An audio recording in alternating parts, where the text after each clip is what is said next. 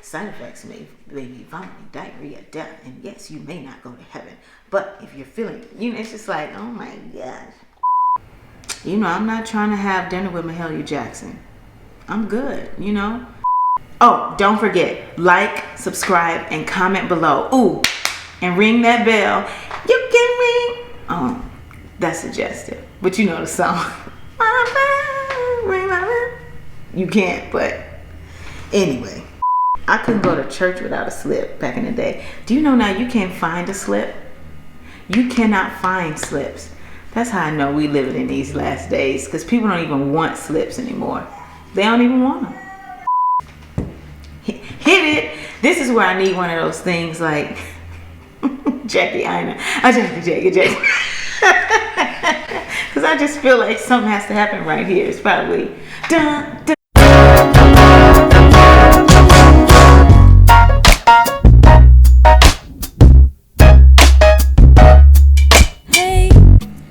Hey guys, it's Janice Gaines with another episode of Backstage Bonus. This one is a little scary. I put out a post and said that you can ask me anything. So you guys asked questions online. I have not yet looked at them, but I'm about to look at them and answer them. You'll get my honest reaction and my honest response. And that makes me a little nervous because I'm pretty honest. And sometimes I say things that I probably shouldn't say before I catch myself. So we see how this goes. We'll see. Oh, don't forget, like, subscribe, and comment below. Ooh, and ring that bell. You can ring. Oh, that's suggestive. But you know the song. You can't, but anyway. Oh, y'all asked a lot of questions. Amen. Somebody said, I love Backstage Bonus. Can we get a day in the life video? I'm curious to see how your day goes as a mom and artist. I mean, we could do one, but it would literally be just one day in the life of, because they're all different. I think that's what I realized as a mom of two and an artist. And director of diversity at my church, every single day is different.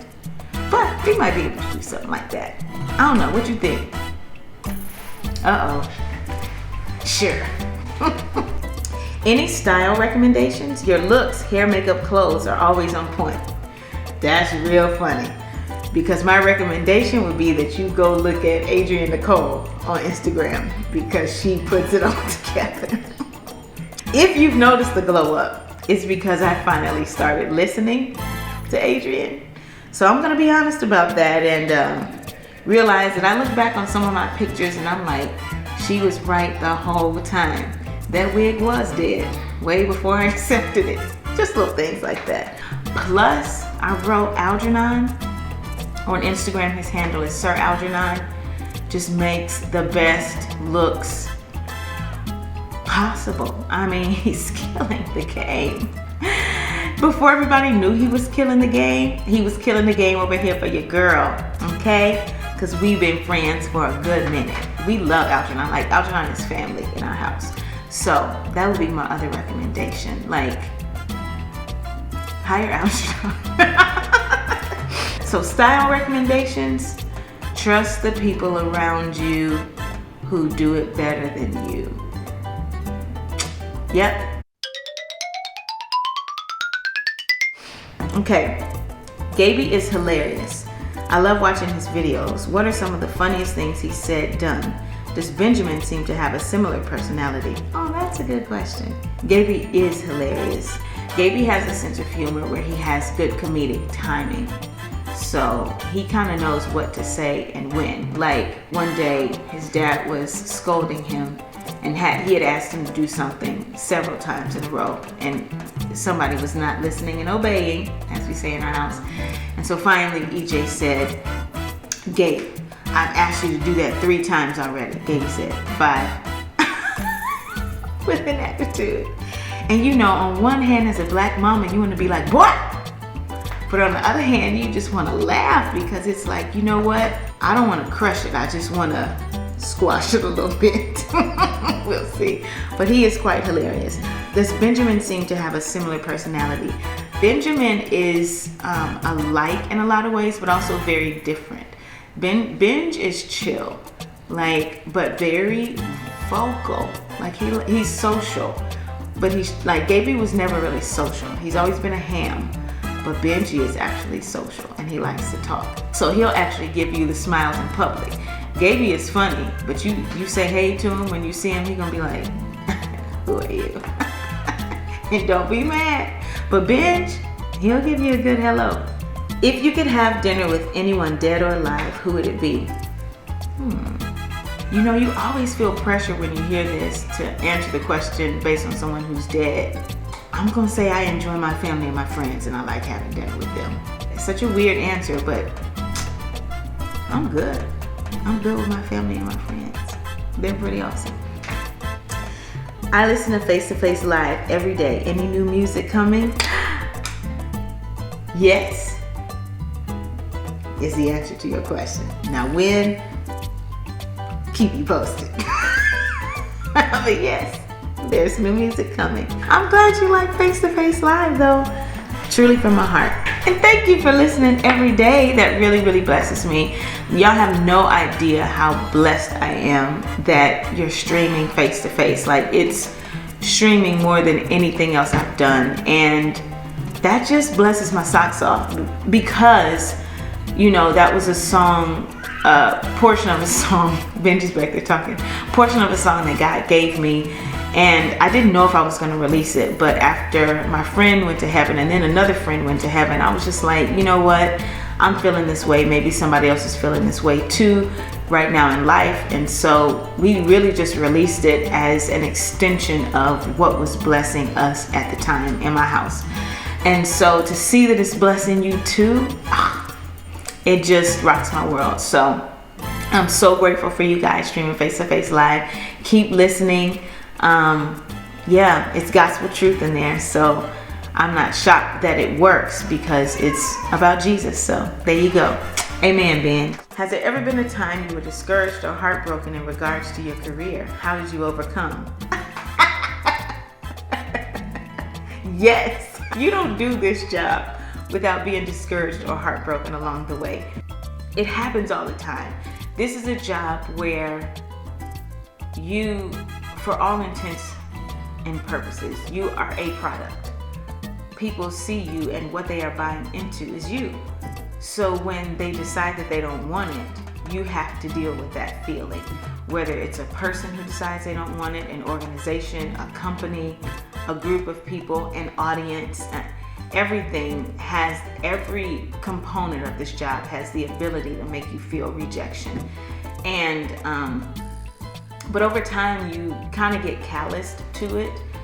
Not that you don't feel it, but you're able to operate in it and it still be okay. You have to constantly remind yourself that your identity is not in your job, and this is your job and your calling at the same time. So it will do what God intends for it to do, and you work hard with the time, talents, and treasures. Because I've been watching those Tony Evans sermons on stewardship. It's about you putting everything into that time, those talents and your treasures, and the Lord giving the increase, and you staying out of the business of how the Lord decides to give the increase, remembering that who you are actually doesn't have anything to do with what you do, and just telling yourself that over and over again. It's not easy. It gets easier just because you practice it, but it's still not easy, When you really want something and the people are like, we were thinking for someone else. You're like, you were? Okay, just call me. What's the biggest lesson being a mother has taught you? That I'm enough and I can be myself. That what I think is enough, what I feel is enough, the decisions I make are enough, and if they're not, I'll discover that and the solution will be enough. Being a mom has just really taught me that those boys are depending on me, and the only option they have is me as me. Me faking it as somebody else doesn't actually meet their needs. So the best thing to do is just be myself, and the things that arise that aren't perfect or that the Lord wants to work on, when they arise, we'll deal with them. Otherwise, be yourself. I've loved hearing what you have to say on diversity in the church. It's a hard subject to tackle. What's been the biggest challenge? The biggest challenge is anticipating the loneliness of what seems like a radical position, standing on the gospel, because I think the gospel challenges everyone, and I don't think everyone in this conversation is ready to be challenged. So potentially that's just a lonely place. But like my mentor would always say, do it scared. Who cares if you're scared? Do it scared.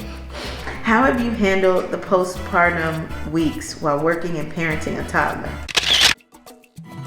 Any fear of postpartum depression this time?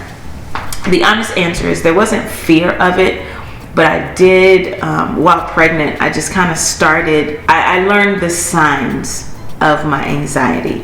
And I learned to read the signs better than the feelings. And what I mean by that is, in the same way that when both deliveries, my blood pressure would be super high and I would have no symptoms. And that's a part of what scared them and made it dangerous, is that it would be high and I didn't have a headache, none of that. I wasn't dizzy, any of that.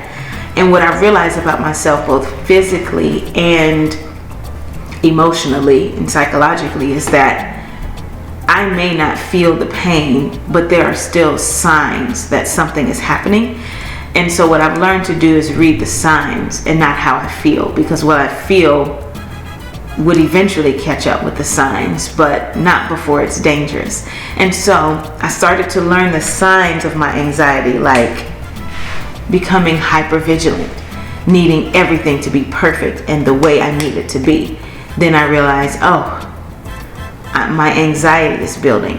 And then I just stop and pray and say, okay, Lord, why is my anxiety building? What am I responding to that I don't feel yet, but my body feels it, my mind feels it? So I wasn't worried that I would have postpartum depression. I was adamant and proactive about using the tools that I gained last time, or that I learned to use last time, in order to battle it before it becomes an avalanche. I've used the signs, but I've probably just focused more on giving myself grace to not be perfect, and realizing, I'm gonna fly off the handle one day and I'm gonna be sad about it, and I'm gonna have to go apologize to my toddler and say, Mommy overreacted and please forgive me.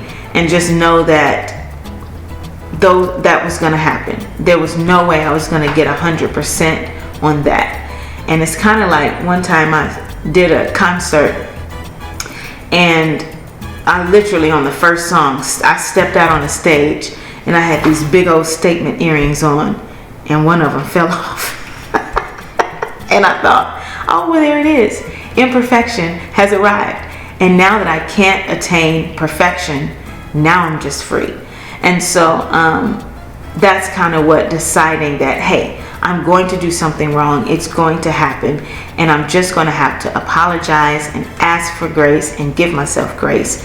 And just kind of preempting that moment of it happening and deciding I'm going to give myself grace for that. And I think that's kind of how I've gotten through these postpartum weeks, working and having a toddler. Just realizing your default when you're tired is to be a little saucy, and it's going to happen.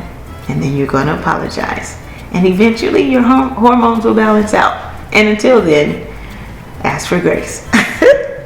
What do you feel is the biggest lesson God is teaching you in this season?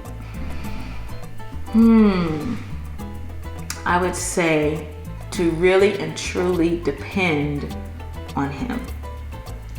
Like, in the moment of needing something, actually ask and believe that He's going to come through.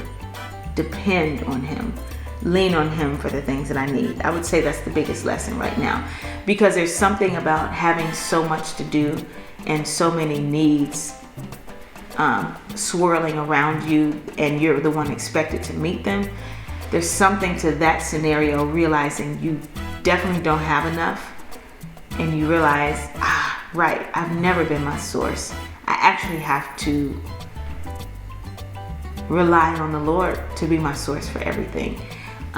So yeah, that's the number one lesson in this season, is to rely on Jesus. Hallelujah. It's a good lesson. As Gaby says, that's a good lesson. So I think that's it, guys. That's all the questions. Those were a lot of questions. They were fun though. So I like that. We might do that again sometime. Don't forget to like this video, subscribe, and go and throw me a little comment if you got other questions, because we may do this video again. That was pretty fun. All right. Oh, and ring the bell. Ring the bell. Ring the bell. Okay. I think I'm a little sleepy because that's how I act when I get sleepy. All right. Ta-ta.